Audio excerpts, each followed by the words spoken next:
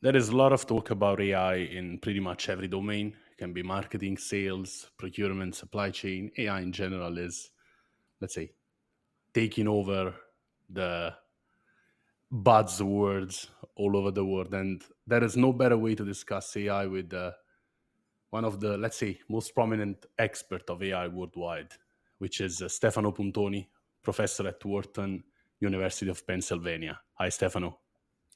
Hi, Tobias. Thank you for having me.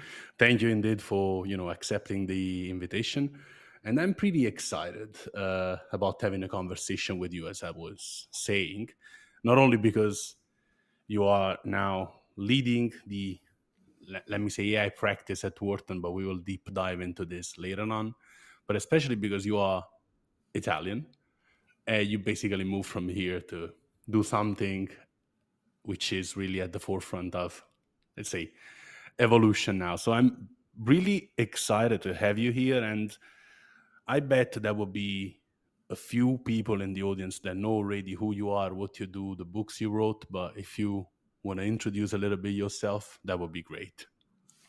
Happy to. And my name is Stefano. I'm a professor of marketing and the co-director of AI at Wharton, which is a research center that tries to help firms understand how to leverage AI for business. It's four of us.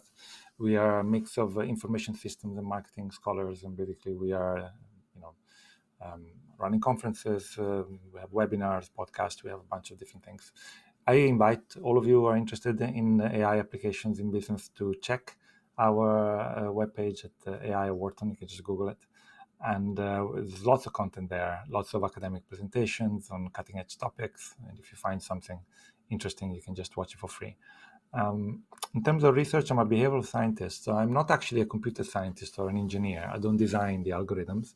What I do is to try to understand the impact of the algorithms on people, whether those are consumers, users, and workers, and try to understand basically how AI impacts things that we care about, including well-being, welfare, productivity, and the way that ultimately those individual outcomes aggregate to a societal impact. And so it's really about, I call it the psychology of AI. In that sense, I'm an applied psychologist, but I care about the direction we are heading and how do we make sure that this incredible technology is deployed for the good. That's basically a summary. And I'm happy to talk about my teaching, my research, my engagement, or anything else that you find interesting. Absolutely. And thank you for that. I'm really interested, especially at the beginning of these types of conversations. I try to get an understanding of what led the person to choose a certain path or whatever. So we were having this chat before. You just told me I decided I want to be a researcher, like in the early ages. Like, what made you choose for research as a path, as a career path? I did my studies in Italy, in Padova, and I did basically applied math, statistics. That was my field, and I loved the academic environment. People were so smart, and the ideas were so interesting, and you could just spend a lot of time thinking and talking about interesting stuff. And so I thought this was an environment I would enjoy to spend more time, and so I decided that I would try to pursue that career, which meant essentially going abroad for me, and spent years traveling, living in different countries in Europe. And 2.5 years ago, I was lucky to get the opportunity to come to the Wharton School and join this school. But I actually, from statistics, I thought it gave you an understanding of how outcome realize in the world, where most things have a stochastic component, where you need to make decisions based on probabilities. And but I was actually interested more in the people making the decisions than the probabilities themselves. So I thought it would be actually interesting to study decision making, and that's why I ended up doing a PhD in marketing, because I felt marketing was interesting because basically as consumers, we make tons of decisions, from the very mundane, buying toothpaste or whatever, to the very consequential, like buying a house or whatever. And And I think it's fascinating to think about how people make those decisions, and the fallacies that they fall into when they do that, the way that social cues and social processes shape individuals and decisions. And so I did that for a few years, and then around 2012, that's when deep learning neural networks were beginning to really scale and work. You had a bunch of eye-popping innovations coming more or less at the same time. You had the applications that could understand human voice, like Siri, things like that. You had IBM Watson, being a big thing people were talking about. You had obviously self-driving cars, and they were all capitalizing on a similar set of technologies that had become really recently available, in that we had the data and the computing power to actually use. I mean, neural networks have been around for a long time, but up to that time, the computers were not powerful enough to really do much of that was useful with it. And all of a sudden, you could do this crazy stuff, like sci-fi, like. And I thought, this is just the beginning. Clearly, these things are going to get better and better, and they're going to have all kind of implications for everybody. And so I looked around. Nobody was studying the human side of AI at that time. It was only basically a technical topic for computer scientists, pretty much. There were very few people interested in understanding how it would impact consumers, for example. And I thought, it seems important. So I pivoted my entire career basically into the domain of AI, and I've been doing this for the last 12 years or so. Yeah. How long did it take to catch up with the topic? You pivoted your career. How much did it take to really build the foundation of your knowledge? Yeah, who told you I ever caught up? Well, to some extent, when you work in this area, you just have to acknowledge that you cannot possibly know everything about this thing for a number of reasons. The first one is changing so rapidly. So I'm trying to keep up, obviously, and I read lots of papers, and I'm always scouting for new insights and things that happen. But I do have the intellectual humility to know that you cannot know everything. It's just going too fast, and there's too much. And then in terms of, I see my job as a behavioral scientist. So I don't have the pretense of being an engineer or a computer scientist. I do have, let's say, foundational understanding of statistics and probability that enables me to maybe understand how these things work a bit better than the average kind of psychologist. But essentially, that I don't see it as my job to really. I need to know enough about the algorithms to be able to study their impact, but that's as far as I need to go. I don't need to be able to, code a transformer model to understand how, large language models might impact consumers. I mean, it's you need to understand enough about the architecture so that you can study the ramifications, but not necessarily being able to program them or be at the cutting edge of that development. There's a division of labor, right? You can't possibly know all of it. So I think I'm comfortable with that. It's a good space. This intersection between, human, behavioral science, technology, computer science, and the business application of it all. Yeah. So basically, let's say, you acknowledge that you don't know everything and you keep on researching and knowing more things, which is probably the basis of getting better. Now, let's just deep dive into the reason why we are here, because I reached out as soon as you published Growing Up Navigating GenAI's Early Years, which is an AI adoption report that you realize that Wharton, like with the AI at Wharton practice, within the AI at Wharton practice, and with JBK Collective. And we will deep dive into this later on, but I'm really I really would like to know something more about research. How did it start? What kind of variables, like in general terms, because I think that if someone missed it, that would be the right foundation to get back on it. Yeah, thank you, Toby. And I think, probably many of your listeners will have, email inboxes flooded with AI reports of various size, right? Everybody's now publishing AI reports, whether it is consultancy, think tanks, and various tech companies and whatever. And they all add their own value. I think what we can add by studying this as a university center is that we are unbiased. We don't take money from any of these tech vendors or have no conflict of interest there, which might be, sometimes somewhat of a problem when you look at some of the things that you read sometimes. We have a bit of a more academic mindset, so I think the survey is probably more rigorous than most, the way that we draw conclusions from the data. But maybe the most distinctive thing is really the fact that we were early into the game. So we ran already one in 2023. Only a few months after the introduction of ChatGPT, we already had field operatives collecting data about enterprise adoption of AI, which means that already now we are able to start computing year-on-year changes. And I think that's interesting, because I think you can get a snapshot of a point in time, like a descriptive statistic saying how many people do this or do think that. But it's interesting to see how that has changed over the last 12 months. And for that, you need a longitudinal dimension. You need more data points. So I think we have that now with the second wave, which we collected over the summer. I should say, when it comes to the genesis of the project, I want to give a lot of credit to my friends at GBK Collective, the market research agency, because really the idea originated with them. And we've been doing this in partnership, and I think it's been a very nice experience to do that. Basically, the point is, can we try to paint a picture of GenAI adoption in American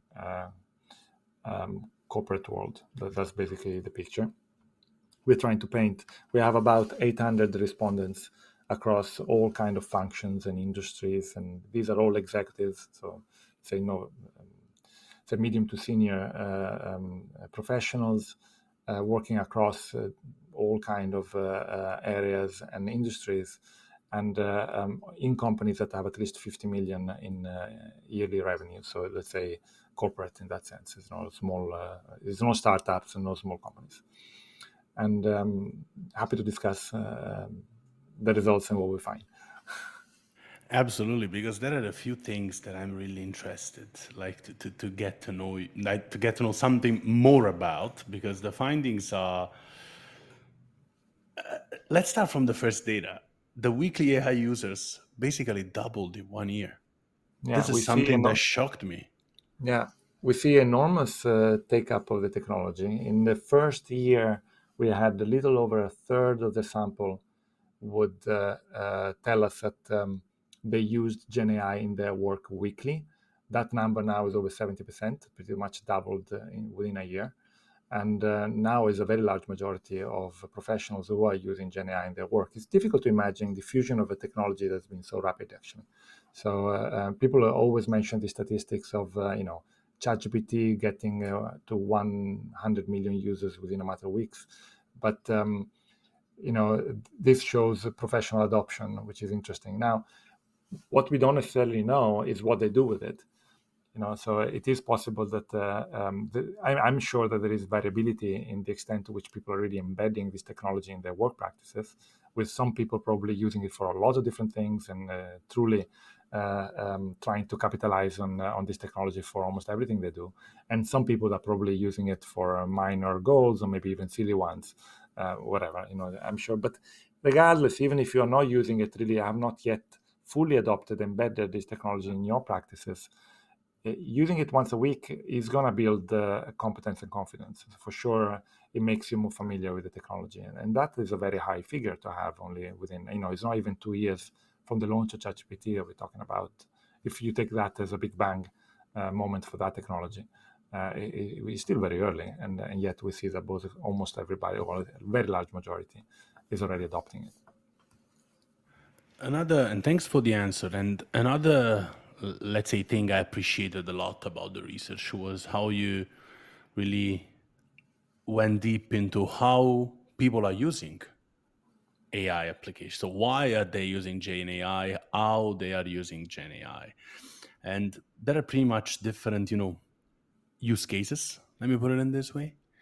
So my question is more like out of curiosity.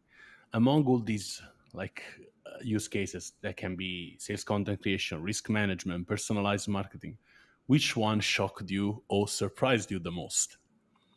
I don't think there was a massive shock in that. Maybe a couple of things. The first one, we tested maybe about 20 different use cases. And that is maybe the part of the survey that is a little less scientific, in that it's quite arbitrary which use case you're going to pick. And we try to make a broad list and talking to people about what might be a good one to add. But I'm sure that if you ask a different set of people to make a different list of use cases, it won't look the same. But what we find is that there are first quite high numbers across the board. We do find that some use cases are being explored more commonly than others, but the band of the range of adoption for each use case is not massive. The one that has the lowest adoption rate is just over 40%, and the highest is below 70%. So that's one thing that I was surprised at. Seems like most organizations are pursuing many use cases at the same time. They're basically trying a lot of things out. That may change with time. You might expect people to figure out that it's particularly useful for some use cases more than others, and that as that learning develops, people adapt accordingly. But I expect from these numbers that people see a lot of potential across the board. Now, one implication of that is that really this truly is a general purpose technology. Economists, when they talk about the technology, they try to divide different types of technologies for the kind of impact that it has. And one label people use a lot is this notion of general purpose technology. These are technologies like electricity or the computer or the internet, which have impact on almost every industry. And generative AI clearly is one like that, because you just have to look at the spread of the use cases, just how many different things people are doing with it. If you look at the use cases themselves, look at the specifics, then you see a mix of things. Then you see that some tasks are basically general office work stuff that every white-collar knowledge worker will be doing. So document summarization, report writing, data analytics, basically many people working in a company will be going to meetings, will be writing reports, will have some data, as part of that. So I think that's basically almost universal office work. And but some use cases are more function-based, they're more specific. And so there, as a marketing professor, what I found striking is just how many of these popular use cases relate to marketing practice and sales to some extent too.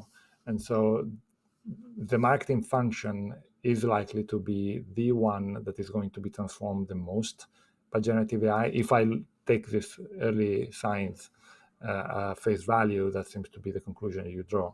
So if you look at the top 10 use cases, we have marketing content creation, personalization, customer research.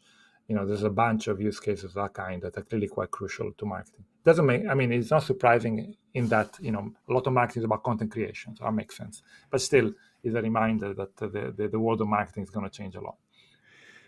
And thanks for the answer. Now my question is, maybe you will probably repeat because it's a kind of redundant question, but why do you think marketing is the most impacted? Because you told me, because there is a lot of content creation. Is it because we are producing way more content? Is it because we need more content? Is it because we need, in the case of personalized marketing and advertising, always more specific campaigns to target consumers? Why do you think in the top 10 we have marketing and for example, coming back to what you said, the last one is legal contract generation, which I'm pretty close to it because I'm basically working in a company that helps legal professionals, but I'm really interested in why the top 10 is marketing. So I think there's a couple of things. The first one is because of the fit of the capability of this technology with the work done in the function, right? So generative AI is basically extremely good at creating content that satisfies particular criteria that you might have, prioritized. So it should be naturally very good at doing this. And say take a legal contract creation as a counterpoint. Legal content creation, on the one hand, you would say generative AI is perfect for that because contracts are all kind of copy paste, to a large extent. So you'd expect that a Gen AI tool can really help improve and speed up the process. On the other hand, a mistake in a contract is very costly. And so you want to be very careful about what you put in there.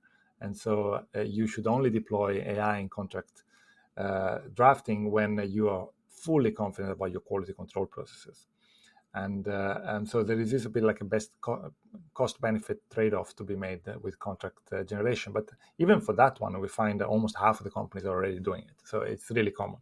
But in marketing, it's even more common because perhaps it's not like there is no danger in a personalized marketing communication that is missing the mark. There is danger, but the danger might not be as catastrophic for every single, if an email doesn't sound right, it's not good, but hopefully, you have the basics covered so that you don't have any catastrophic result emerging from that. So that I think is one reason.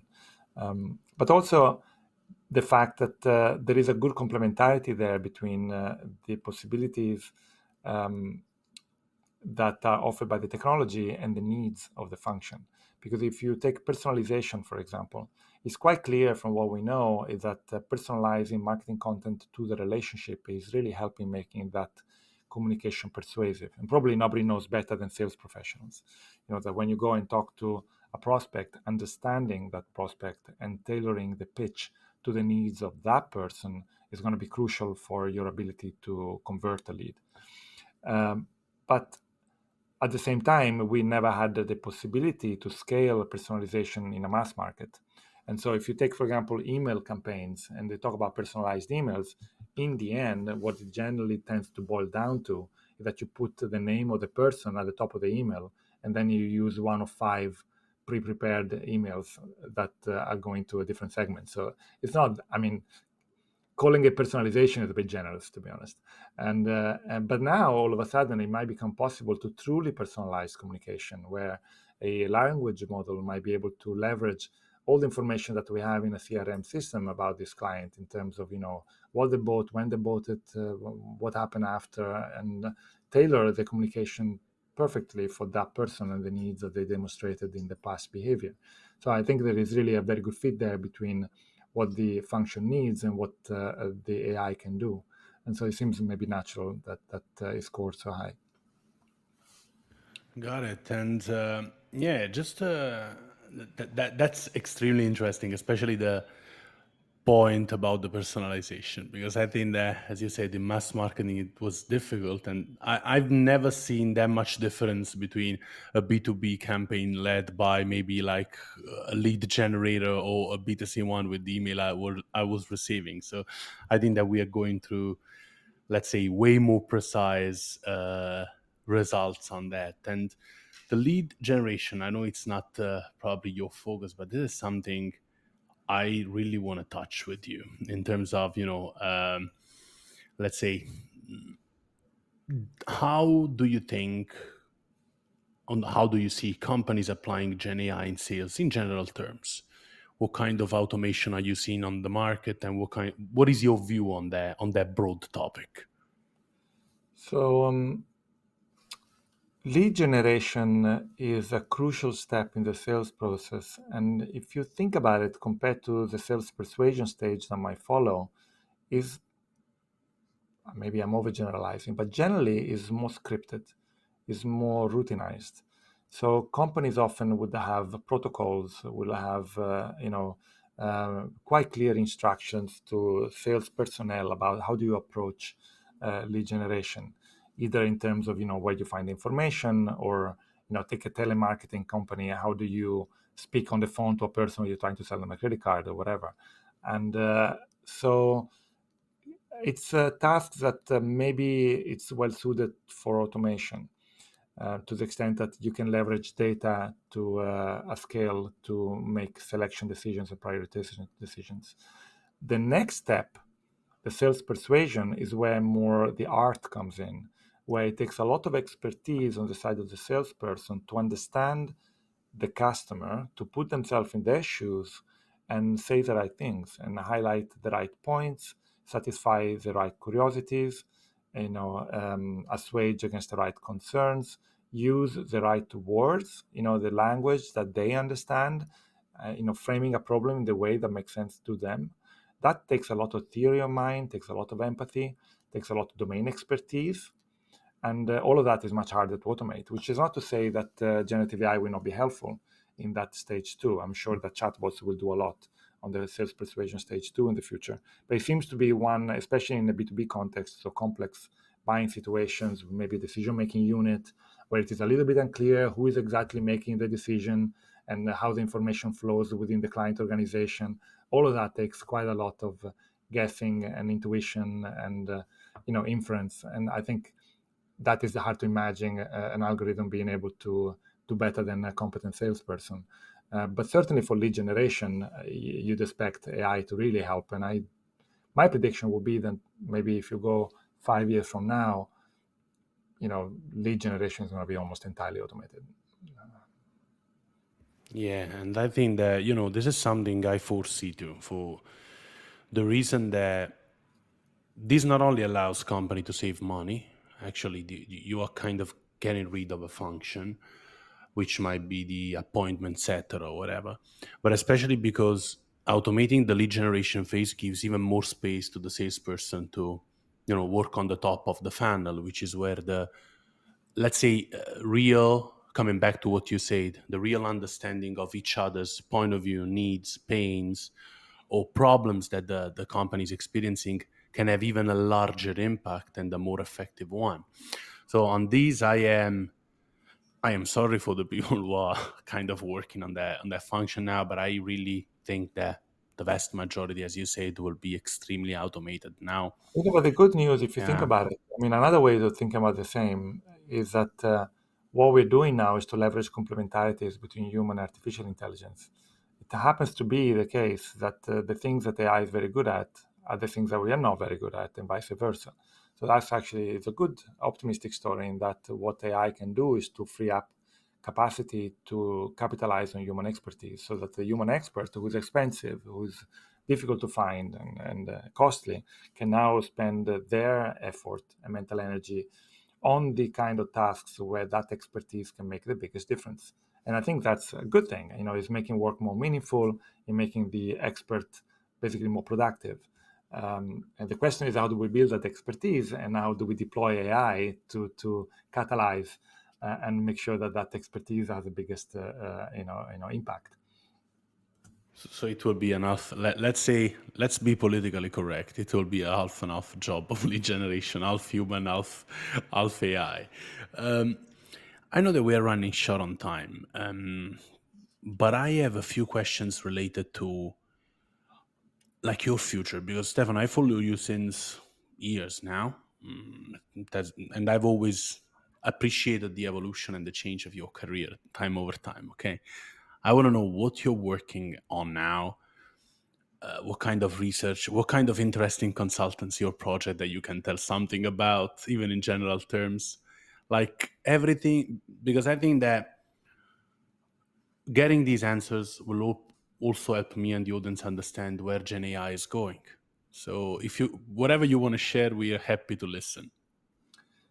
One thing that I'm very excited about is to help businesses understand just what we were talking about before. How do we use generative AI not as a tool for human replacement and human obsolescence, but how do you use it as a tool for human empowerment and human flourishing?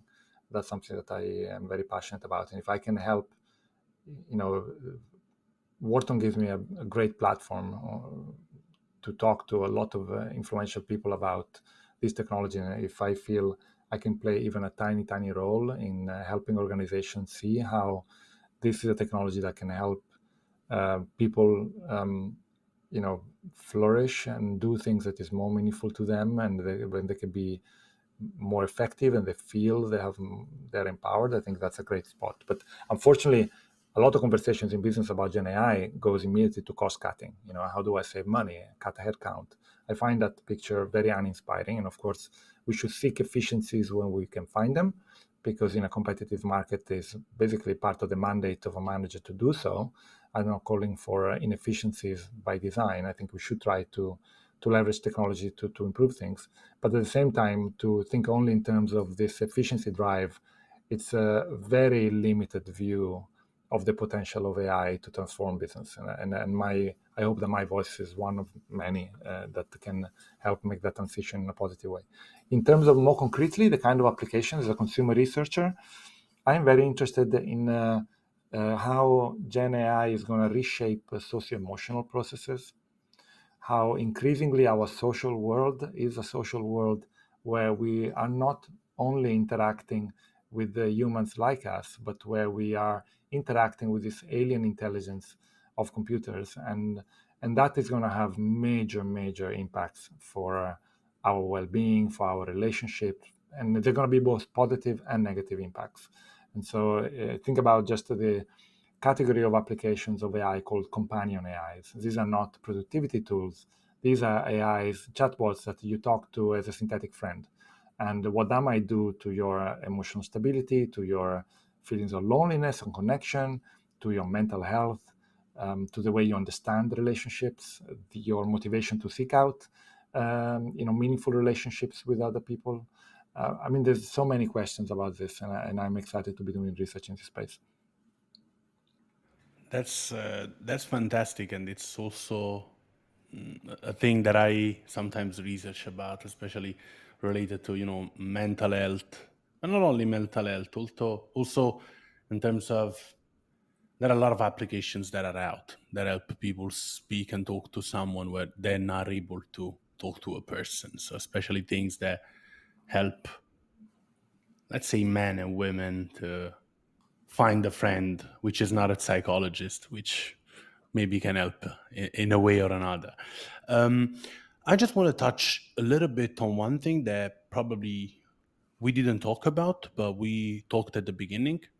I bought your book, and I really want that you take like just 2 3 minutes to share your thoughts about the books, your views, because it's a really interesting one, and I personally loved it. So if there is one thing I loved that you published more than the research is your book. So if you want to just add a few words on that, that would be great. Thank you, Toby. I appreciate that. And the book is published with Pen Press, Wharton Press, actually an imprint of Pen Press. So what we do is, in collaboration with a long-time collaborator of mine, Bart de Lange, who's a professor at the Catholic University of Leuven in Belgium, and we basically been writing a bunch of articles over time and teaching executive programs together. And basically, we had this idea of basically what can a behavioral scientist contribute to the world of analytics. And we thought actually that for a lot of companies that are trying to deploy technology, algorithms, analytics, AI, big data, to improving the quality of decisions, a lot of the big wins are not going to necessarily come from applying ever more sophisticated technology, but really is going to be coming from aligning better technology and decision making. Meaning, rather than being even more preoccupied with the next generation of sophisticated prediction algorithms or whatever, actually what companies should really be doing is to spend a lot of time trying to connect analytics with the decisions that really matter.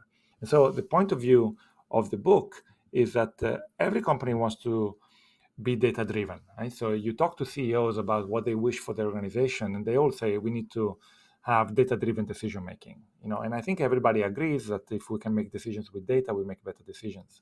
But the problem is that in practice, this data-driven approach ends up trying to find value in data. We spent all this money, we build these data systems, we have all this analytics, let's do something useful with it.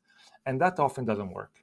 And we argue that we're really getting it wrong. Instead of thinking about the data-driven decision-making, meaning the decision-making being data-driven, we should shift that focus around and say it should be the analytics that should be decision-driven. And that's why the book is called Decision-Driven Analytics. And what we do is that we try to highlight a framework that works backwards from the problems you're trying to solve onto the data. And then we highlight basically a fairly formal process for doing that and highlight all the challenges that come in that process. And I'm hoping that the book is a very short book, it's a very easy read. So it's meant to be something digestible. You pick up on a plane, and when you come, on the other end, you call up your colleagues and start making changes. That would be the idea. And but the idea would be that you are thinking, basically to make good decisions with data, you need to think very hard, meaning you need to think a lot without data. And that's something that sometimes companies forget, and almost thinking like data is a substitute for thinking. Now, because I throw all this data at the process, I can go faster. I don't need to worry about it. I can have the analyst help me make this decision. And that is the wrong way of looking at it. In fact, the more sophisticated the technology, the harder we need to think. Thank you for this. And as I told you, I bought it. It took me 1 week to read it because I really wanted to deep dive into it, like take my time to digest it. It's basically the one I got. It's probably 110, 150 pages, if I don't remember wrong. And yeah, as you said, the more the data, the more thought processes and decision making processes we need.